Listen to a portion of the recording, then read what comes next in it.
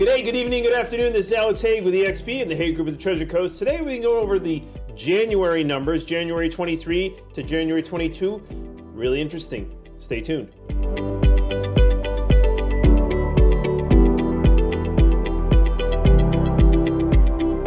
All right, so here we are we're in February here, but the January numbers just came in.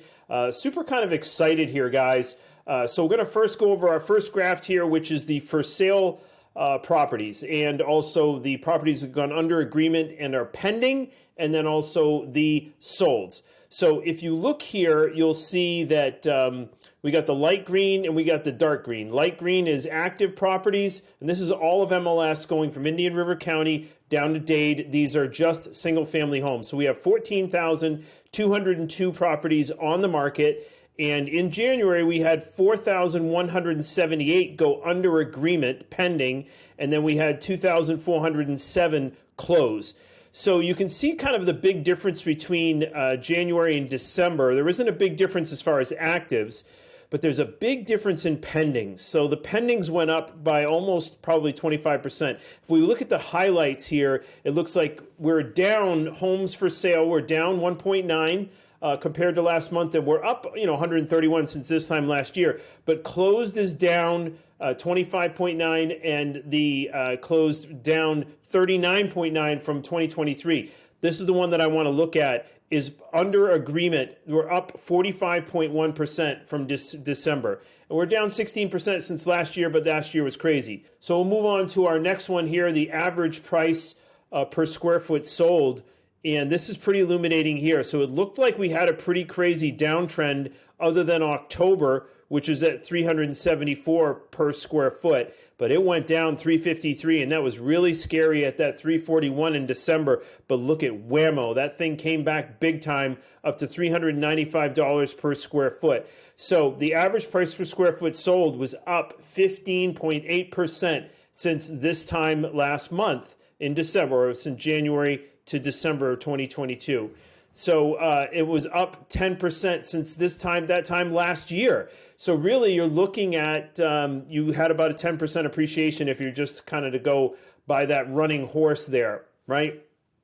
So moving on, we're gonna go to the days on market. Now, the days on market is a really interesting one, because if you look back into 522, you were getting almost 98%, or you're getting 98% over 2 months there of list price, or original list price to sale price.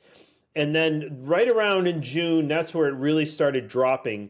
And it dropped down to 89% of original listing price to the actual ending sale price. So if you look at the market highlights on this, the average days on the market is still up 9.8% since this time since January to December.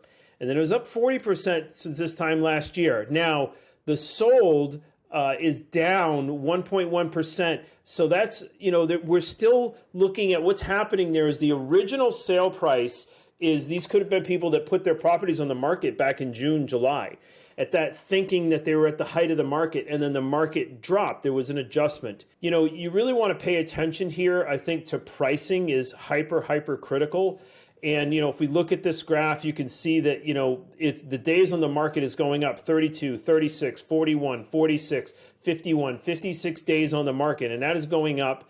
And then the original listing price to the eventual sale price is going down.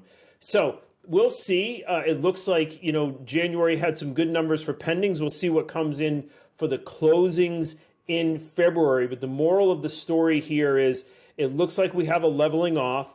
And it looks like, the days on the market is still upwards, but it's not, 120 days on the market. We're still talking, average days on the market under 60 days, which is still a relatively healthy market.